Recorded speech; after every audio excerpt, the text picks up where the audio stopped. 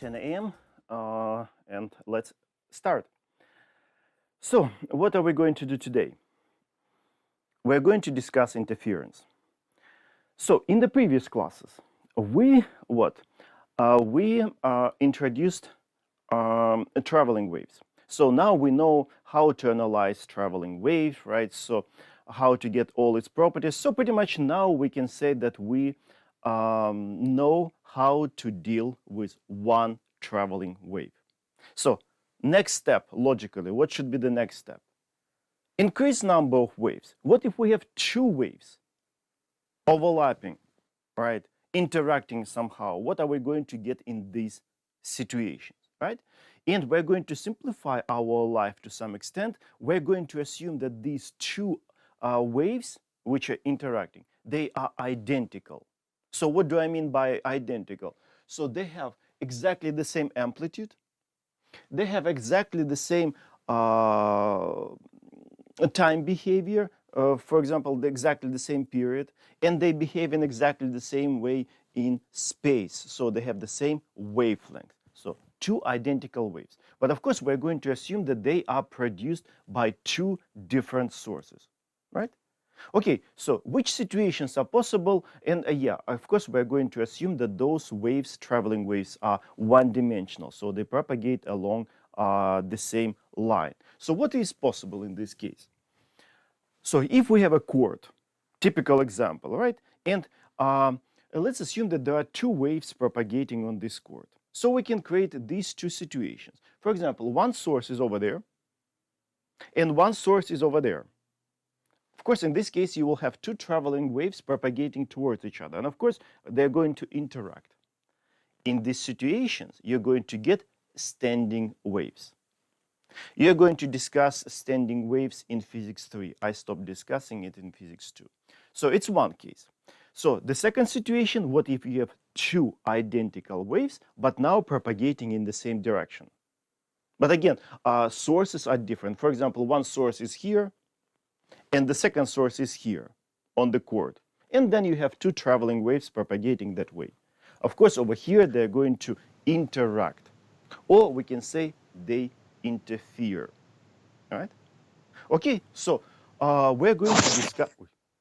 Don't scare me, guys. Somebody's mic is on, right?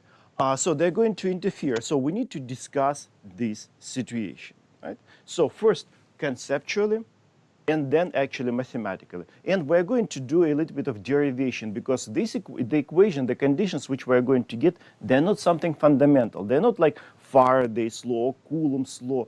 No, this stuff is derived and it's not that complicated. So we're going to get through some derivations. Okay, so but first let's discuss conceptually. So let's assume that we have two waves. You see, blue wave and green wave. And again, they're identical, the same amplitude, the same frequency, the same wavelengths. And they have, of course, the same, as a result, they have the same speed. And again, you see they're propagating in the same direction. So it's a first special situation in which we are interested. All right, so in this case, what will be the resultant wave? Of course, these guys. You see, we have crest over crest, trough, green trough over blue trough, and again crest over crest, trough over trough, and they travel with the same speed that way. So this configuration overlapping is going to be there all the time, right? So now if we try to imagine the resultant wave, it will be something like this, a wave with a doubled amplitude. So you will get something like this, right? And this wave is going to travel also with the same speed, right? So this case, when amplitude of the resultant wave is doubled, is called constructive interference. So this is the special case of constructive interference. How should I write? Probably I will write underneath. So I'm going to use symbol C, and it's a case of constructive interference.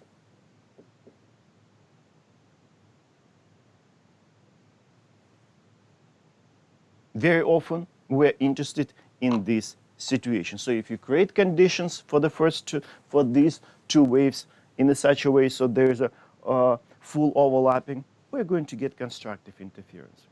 Then, second situation, what if you create conditions for the blue wave and green wave so that they interfere in this way? What we have? We have crest, blue crest over green trough. Then blue trough over green crest. And so on. Crest over trough, trough over crest all the time. So again, they're going to interact, they're going to interfere. But of course, in this case, they're going to kill each other. There will be complete destructive interaction. Right? So the resultant wave is going to be just undisturbed medium. This will be the resultant wave. Right? So this case is called destructive interference. And we're going to use a symbol D. I should have left some space. D. Right? Destructive interference. Destructive interference. Okay, I will skip word interference. All right? Okay, so in this class, and of course, it's also possible something in between. If you, for example, take this green wave, slightly shift to the right. Of course, you're not going to get neither this case nor that case. You will have something in between, right? So, but we most of the time we're interested in this limit situation and in that limit situation. Right? So that's conceptual discussion, and now let's get into mathematics and get this situation and that situation mathematically. Right? And again, derivation is not that complicated, and you should be able to follow. Okay, so let's assume. First let me write down that now I will put a new bullet, and right, let's get into mathematics. So imagine this situation. We have two speakers. Yeah, nature of waves can be any. Like you can have waves on a chord. You can have two acoustic waves propagating in the same direction, or two electromagnetic waves, I know, radio waves, right? So this can be applied. So let's assume that we have acoustic waves. We have speaker number 1, you see, and speaker number 2.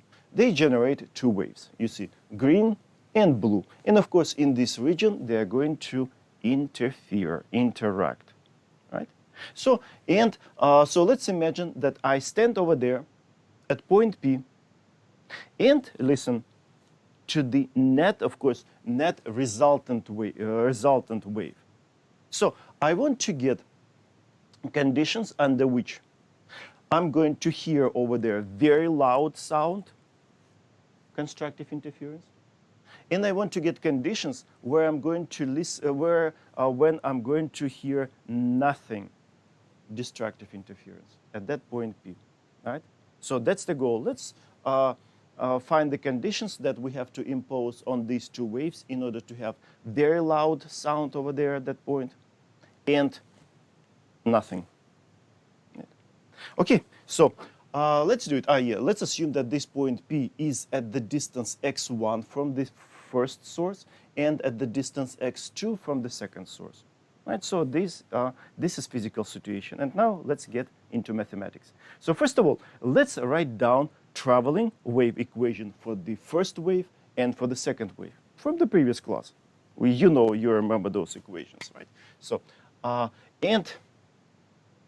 probably, yeah, I should be able to fit y1 at x1 and t. Pretty much, it's a disturbance created by the first wave at this point P. So at the distance x1. That's why I put x1 instead of just x in general, because I'm interested in that particular point. So that's why I sort of fixed x1, fixed x, and that is x1. And of course, I can write, okay, I'm going to use small a as an amplitude. You will see in a few minutes why. It's not a crime. All right, so a, and then sine kx1 minus omega t. Okay, I should have probably started writing slightly lower. And plus initial phase, x10. Oh, wait, phi 10, phi 10. Right? So that's the disturbance created at this point by the first source. Now let's write the same for the second source.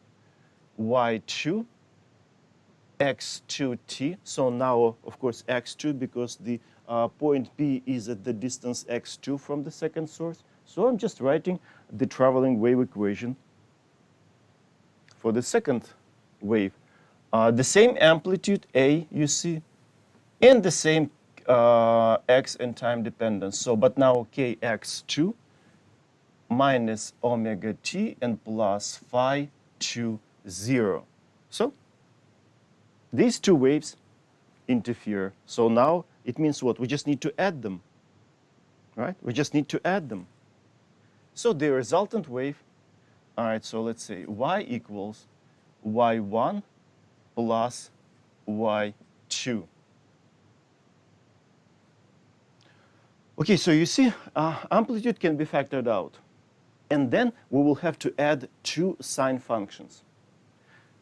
High school stuff, you remember, trig identity, I prepared in advance. If you want to add two sine function.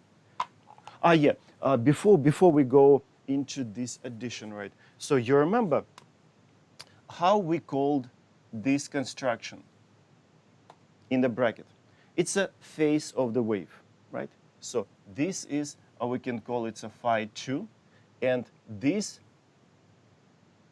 phase of the first wave, phi 1, right? You remember in the previous class I mentioned this, but now since I'm going to use it, it's better to remind you. So this is the whole thing, this thing in the bracket.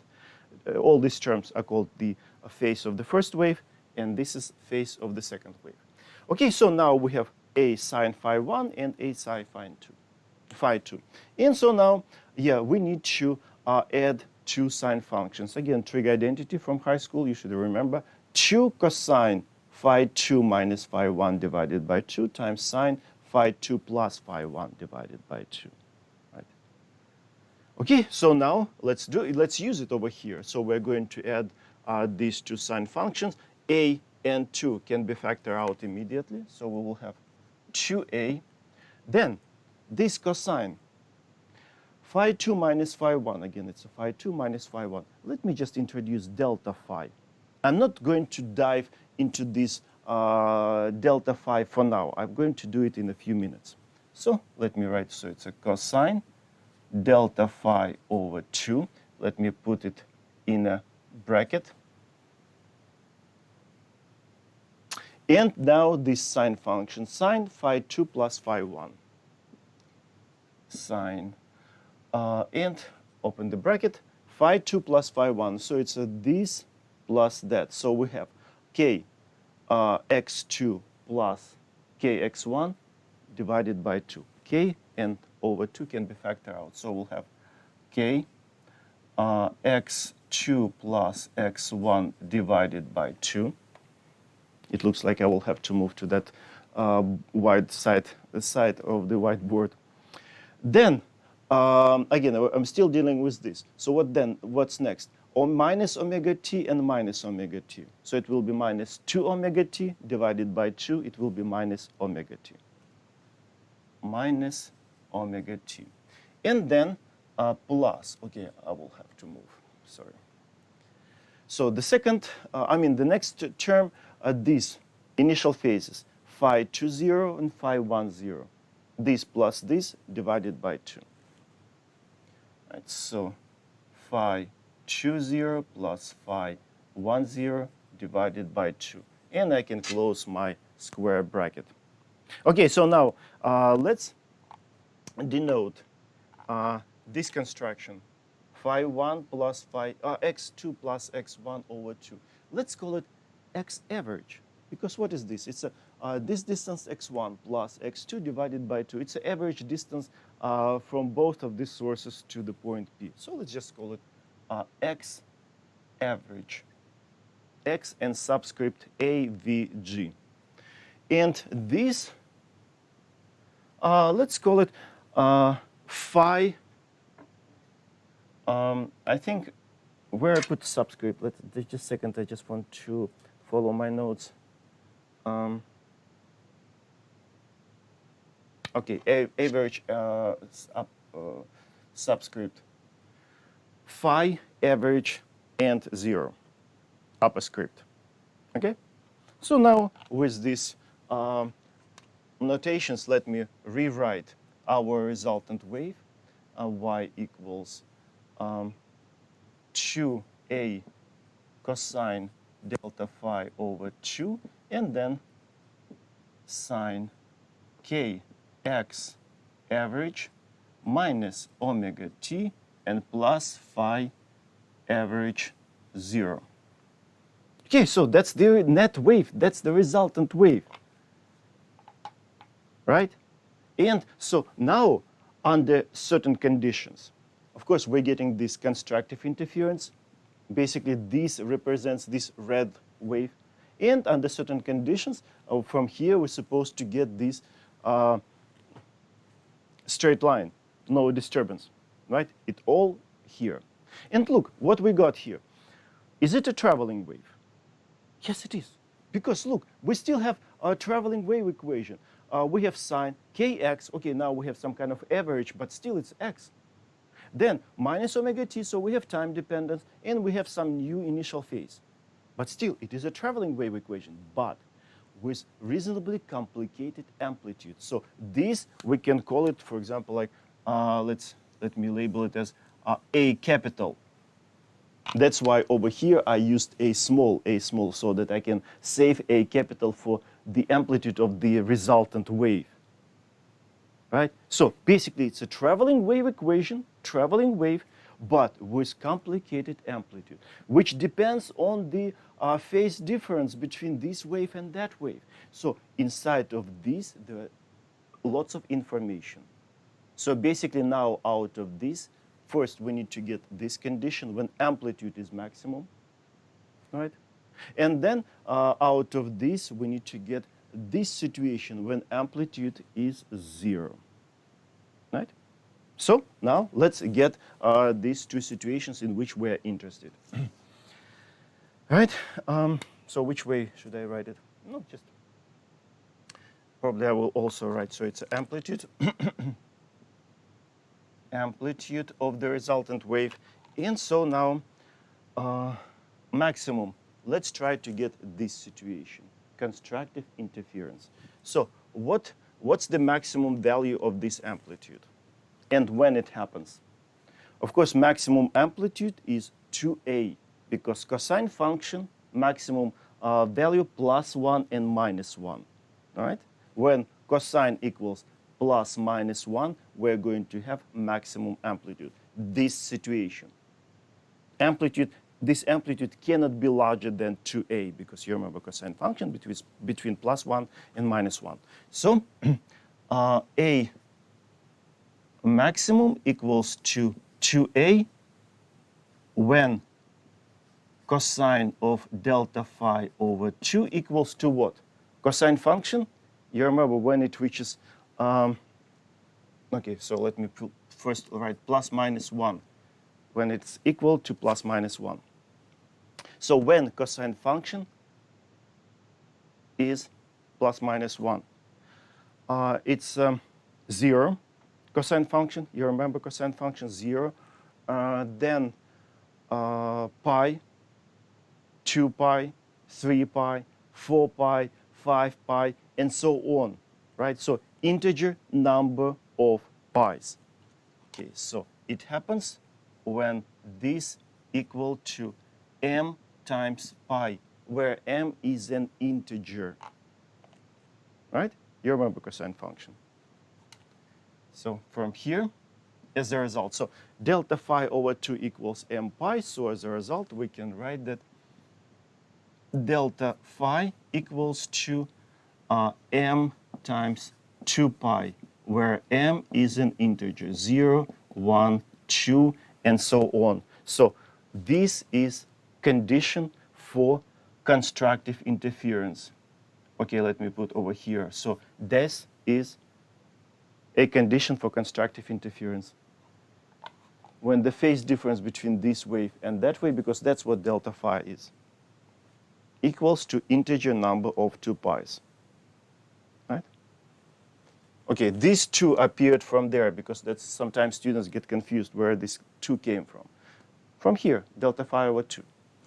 Okay, so with this condition, we can get constructive interference. But it's not the end of the story because inside of delta phi, there are tons of information. So next step, we will have to dive into this delta phi, revealing the whole truth, right? And nothing but the truth. So for now, I will just frame it lightly with green because it's not the final result. Now, let's get this situation. Condition to get that situation. So over there, we have minimum amplitude. So A minimum, of course, 0. It happens when cosine equals to 0, when this cosine equals to 0. So when cosine of delta phi over 2 equals to 0. So when is cosine 0? Pi over 2, 3 pi over 2, 5 pi over 2, 7 pi over 2, right? So that happens when this delta phi over 2 equals to m plus 1/2 times pi. So again, when m equals 0, you will get pi over 2. When m equals 1, you will get 3 pi over 2. When m equals 2, you will get 5 pi over 2, and so on. So yes, it will work. Okay, again, m is an integer, right? And of course, what we want to get? We want to get delta phi from here, right? So these 2 will go to over there. So as a result, we're getting the conditions. So delta, you know what, let me move it slightly this way. So delta phi equals to m plus 1 over 2 times 2 pi. And so this is a condition for destructive interference. Again, m is the same integer, 0, 1, 2, and so on. Okay, again, I can frame it, but lightly, because it's not the final result. So now, again, what is inside of delta phi? Delta phi, it's this phi 2, which is kx2 minus omega t plus phi naught. And phi 1, also that. So let's actually subtract these phases and reveal the whole, the whole set of information. Right? Okay, so now let me check if I mentioned everything. Yes, so we got these 2 conditions, and now, so now let's look inside of delta phi, inside of this delta phi, inside, of course, this delta phi. Right? Okay, so we see what is delta phi. Right, so delta phi, which is phi 2 minus phi 1 equals, again, this is phi 2, this is phi 1. Okay, so let's subtract. Or you know what, I will just rewrite so that it will be easier to understand. Kx2 minus omega t plus phi 2, 0. I just rewrote this. And minus this. Minus kx1 minus omega t plus phi 1, 0. Okay, so let's subtract them. All right, so k x2 minus kx1. It will be k x2 minus x1. So let's call it delta x, k times delta x. So it will be k times delta x. So it's this term and that term. Right. Then minus omega t minus omega t. We will get minus omega t plus omega t. So omega t will disappear. Then phi 2, 0 minus phi 1, 0. So should I write it? So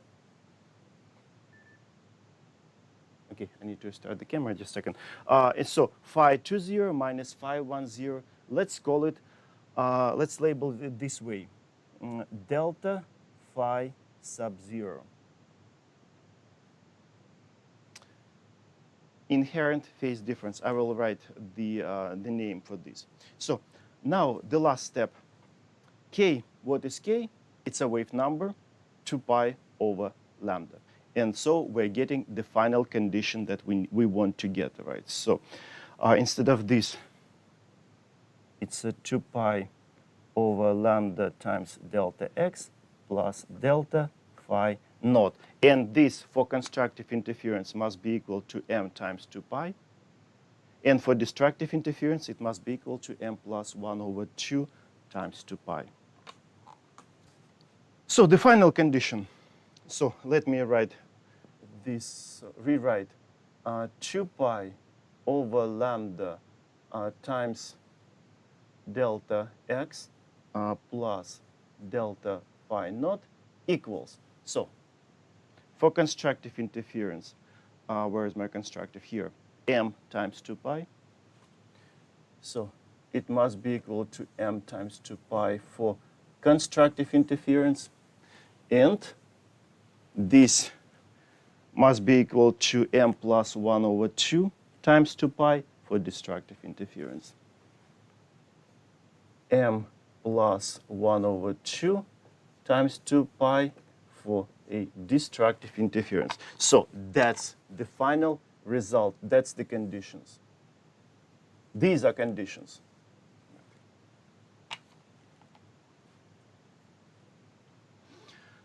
So now let's label. So delta x. Basically, what is delta x? It's a x2 minus x1. It's that additional distance that the second wave has to travel relative to the first wave. The path length difference. Delta x is called the path length difference. So let me write over here. So delta x is path, length difference.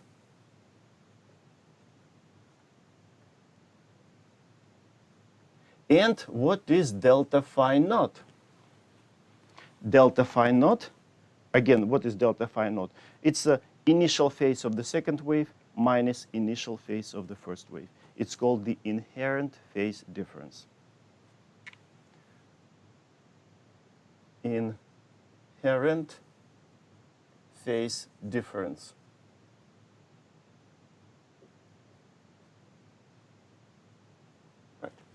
Okay, so now every time, if you want to analyze interference for this case and that case to get constructive and destructive interference, what do you have to do? You have some two sources. Find the different distance between these sources to get path length difference.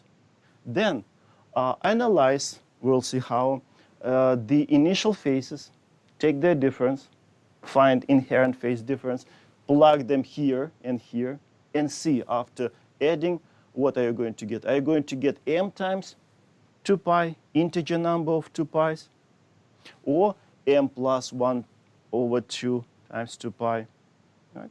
Again, I should have written probably that m is an integer. M is 0, 1, 2, 3, and so on, integer. Right? So, at the end, all the time when we're going to solve problems, we're going to use this condition.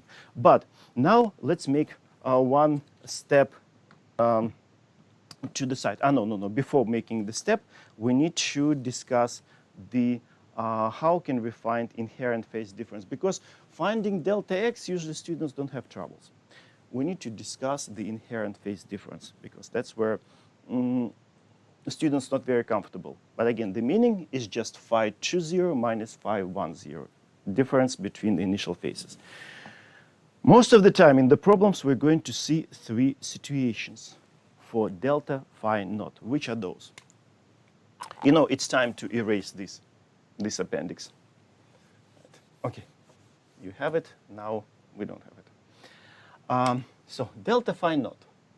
So let's imagine, okay, maybe I will write delta phi naught and put a question mark. So situations. First, let's assume that we have a couple of speakers, right? Let's say this situation. Right. Speaker number 1 and speaker number 2 generating, let's assume this situation. They generate these waves.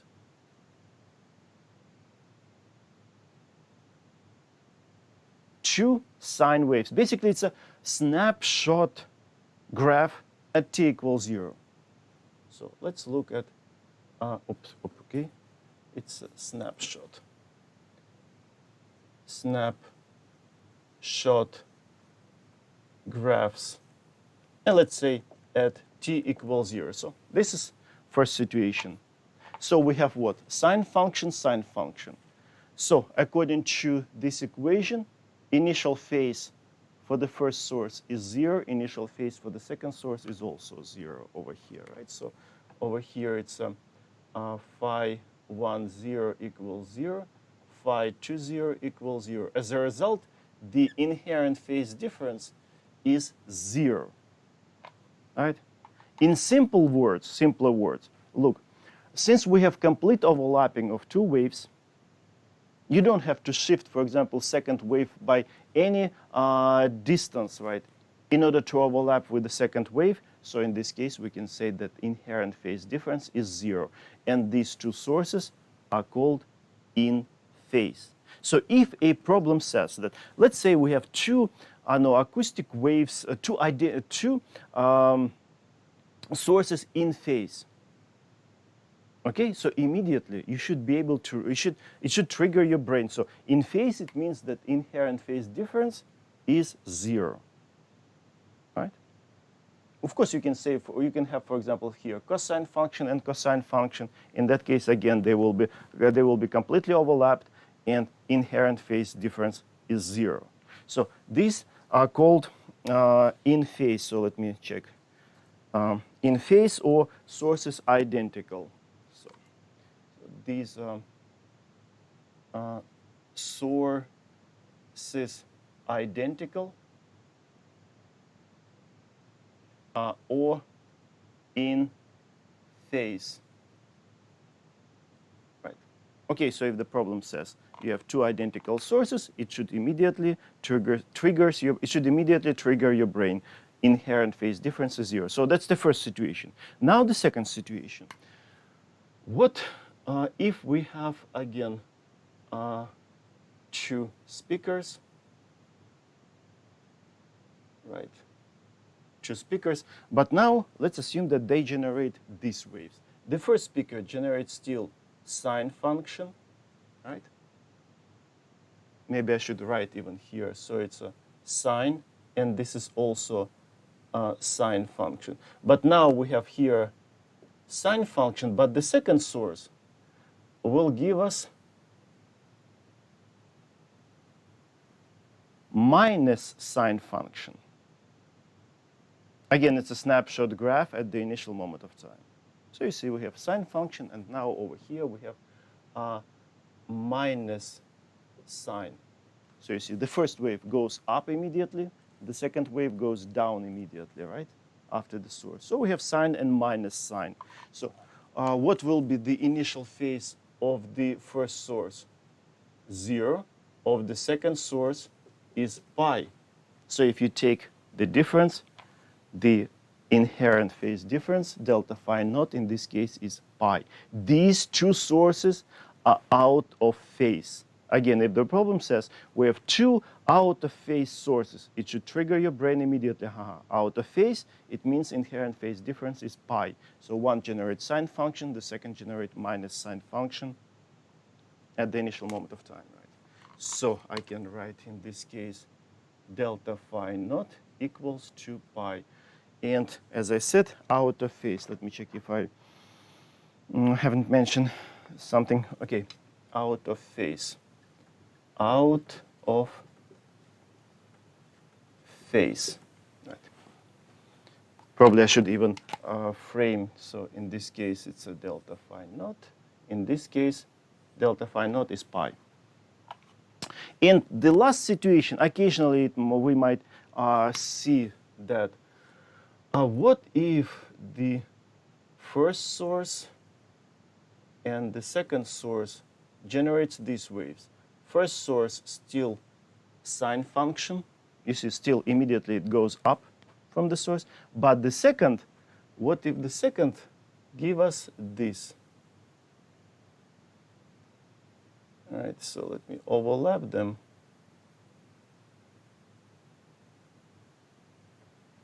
The second generate cosine function.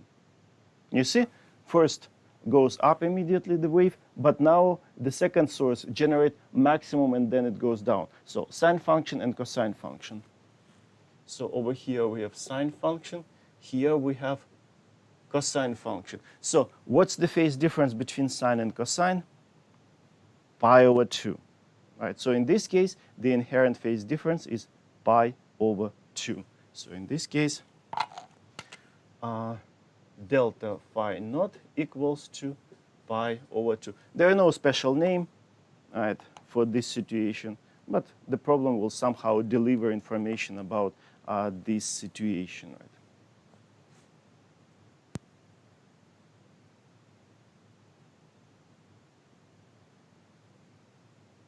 So again, that's what we need to get information about the inherent phase difference for that condition. Again, usually students have no troubles finding the path length difference, and these three situations you just need to remember in order to get information about the inherent phase difference. And again, once you calculate it, and then once you calculate that and then compare, are you going to get this case or that case? If you're getting neither of those cases, it means that you have something in between, not this, neither this, nor that. Okay, so now that's what we need, and now let's make a transition to two-dimensional waves. Okay, now let me separate it, or maybe I will just put a big bullet. Right, big bullet. So let me check if I mention everything. Yeah. So now let's make a transition from 1D to two-dimensional case. Basically, from one-dimensional waves to circular waves. Two-dimensional case of circular waves. Circular waves. Right. Okay, so first let's discuss a few things about circular waves. And then transition is trivial. Transition is trivial, so what do we have to do? We just need to replace all those x's with r. I will show what r is, right?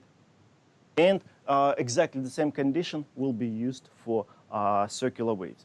So what are circular waves? Imagine like pool, big pool or lake. And let's say somewhere in the middle you start creating waves. And you start poking, right, your finger right in water, right, with the same frequency. And of course you will start creating ripples. The ripples will start spreading out from your source, from the source. Right. So those are circular waves. Right. So now first, how can we draw them on a paper or on the board? Of course, obviously, you will have to draw a bunch of circles. The question is, which circles should we use? Because when you look at water, you see circles created by what? First, by crests, sort of kind of bright circles.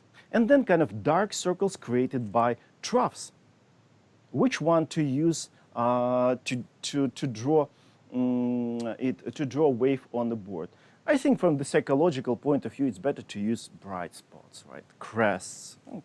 Any psychologist will suggest something like this, right? So, yeah, so that's what we use. We use collection of crests. We draw circles, right, which represent collections of crests. So, if you have, for example, let me draw first. No, let me use blue. So let's say we have source S1, source 1, right, or on a lake. So you will see, of course, you create circular waves, and now I'm drawing those those circles representing this wave. And as I said, these lines are collection of crests. So basically it means that if I start drawing, so it will be, you see, crest on the line. Then between the lines, it goes into a trough. Then again, next to at the next line, again we have a crest. Then again, between lines, it's a trough, and then again crest. Right? So these lines, collection of crests, are called wave fronts. So these are wave fronts. And underneath I will write collection of crests. So these are crest. And of course, between them, in the middle between waves, between lines, we have troughs. Right? Okay, so that's what we need to know. And now let's draw the second wave, right? Second wave, because we're going to discuss interference of circular waves. So the second wave, let's assume that the source is over here somewhere, second source. Now I will have to draw also collection of circles like this, wave fronts of the second wave, circular wave, right? So it will be right.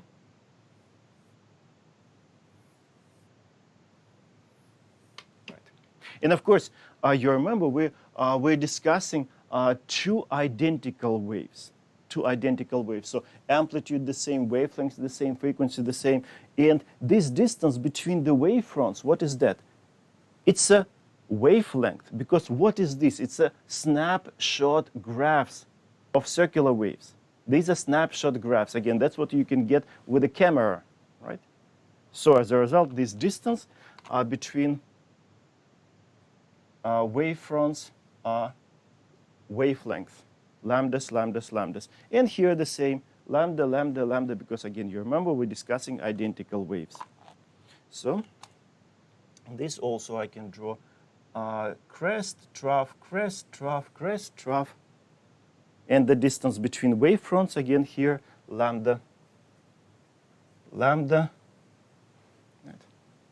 Okay, so now what are R? What is R? So for example, let's say you want to analyze that point, just completely arbitrary point on the surface of water, in terms of, are we going to get constructive interference or destructive interference?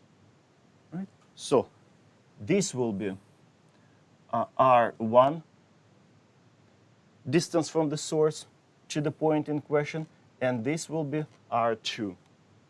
So now if we rewrite this condition, and we were going to have here a delta R will be R2 minus R1. So it's just an additional distance that the second wave has to travel relative to the first wave. Right? So now, after presenting these circular waves, now we can rewrite a condition. And the transition is very simple. As I said, we just need to replace X with R. That's it. So, and that's why we started with one-dimensional case, because it's kind of easier to understand, easier to get through the math, and then transition to two-dimensional case, just replace X with R. That's it. So, and now condition, let me rewrite that. So it will be 2 pi over lambda times delta R plus delta phi naught, and two situations for constructive and destructive interference. M times 2 pi for constructive case, and M plus 1 over 2 pi for a destructive situation.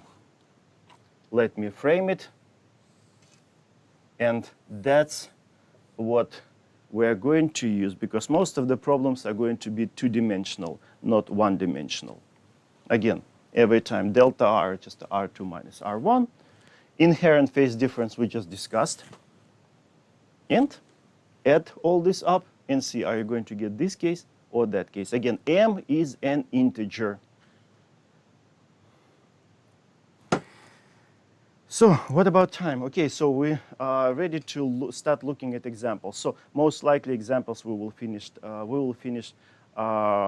in a class on Monday. So as a result, the homework, I will push the homework probably to Wednesday. Right? So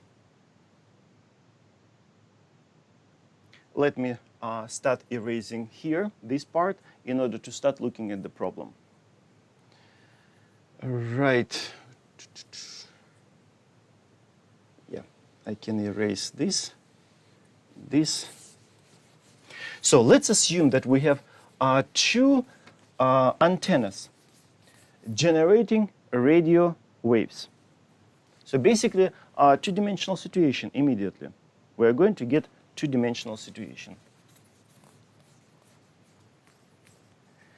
And of course, waves must be identical. So the same frequency, the same wavelengths, and the same amplitude. Otherwise, we cannot apply what we've derived. So let me separate. And this is problem, what's the number? 31. So it's a chapter 17, problem 31. So two radio antennas.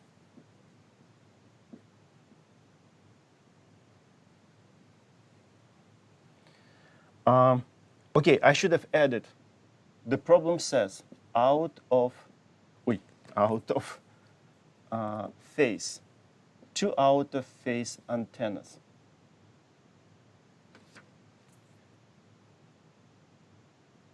Right? Then frequency is 3 megahertz.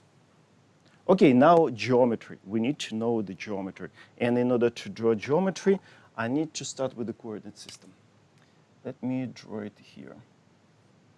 So let's say this is y, this is x, and two antennas. Let's say this is the first one. Let me draw it like this. So antenna number 1. And the second antenna positioned symmetrically on this side. All right, so this is antenna number 2. So physically, what happens? Again, this and this antenna generate radio waves, electromagnetic waves. Don't forget, if it's electromagnetic wave, they travel with the speed of light. Right? Because very often students, not very often, some students on the exam forget about that. Right? So this antenna creates its own waves, right? I'm just drawing something like that. And the second wave, the second antenna generates the second wave. Of course, they overlap. They interact, they interfere, because frequency the same, right? Frequency the same for both, right? So we're going to pretty much get this whole area will be filled with kind of points for constructive interference and destructive interference. Maybe, for example, at this point, you're going to have constructive interference. Then if you move away a few meters, you will get destructive interference. Then again, constructive, then destructive. And then you can go again, constructive, destructive, constructive, destructive. It will be the whole field. The whole field will be filled with these points. So if you grab antenna and start walking over here, you will first get a strong signal, then nothing, then again strong signal, then nothing. And of course, between constructive and destructive points of constructive and destructive interference, of course, you're going to have something in between, right? So the problem asks, what are you going to get at this point? Just any a particular point, which is right in front of antenna number 1 and position at the distance of 800 meters. Y equals 800 meters. Then coordinates of this point, x1, 300 meters. And coordinates of this point, of this antenna, is minus 300 meters. All right? Okay, let me hold you for a minute. We will finish this problem next class. But let me first discuss, okay, physics we discussed, right? So now what we have to do in order to get information, are we going to get constructive or destructive interference at this point, basically? Right? So in order to solve this problem, we just need to use this condition, nothing else. So we need to get delta R and delta phi naught. Okay, let's start with delta phi naught. As I told you when we were discussing these three cases, usually read problem carefully. This problem says we have two out-of-phase radio antennas, two out-of-phase sources. It's this case. The inherent phase difference between these two sources is pi. So delta phi naught will be pi. So that case, out of phase. Then what is delta R? Okay, so this is R2 and this is R1. That's what we had here. So it's just a R2 minus R1. That will be your delta R. Then wavelengths, okay, wavelengths is not given, but we have frequency. And we know that these are electromagnetic waves. So you should be able to get wavelengths easily because speed is known. So once you get wavelengths, delta R, delta phi naught, or add all them, okay, calculate and see, are you going to get this case? Integer can be anywhere, 0, 1, 2, 3, right? Or that case, so constructive or destructive interference. So that's how this problem should be addressed. Okay, so we will finish this problem next class, and as I said, homework will be postponed because I thought maybe I would be able to finish this problem, but it didn't happen. Okay, guys, thank you. If you have questions, you can quickly ask me. All right, otherwise, I'll see you tomorrow at the lecture.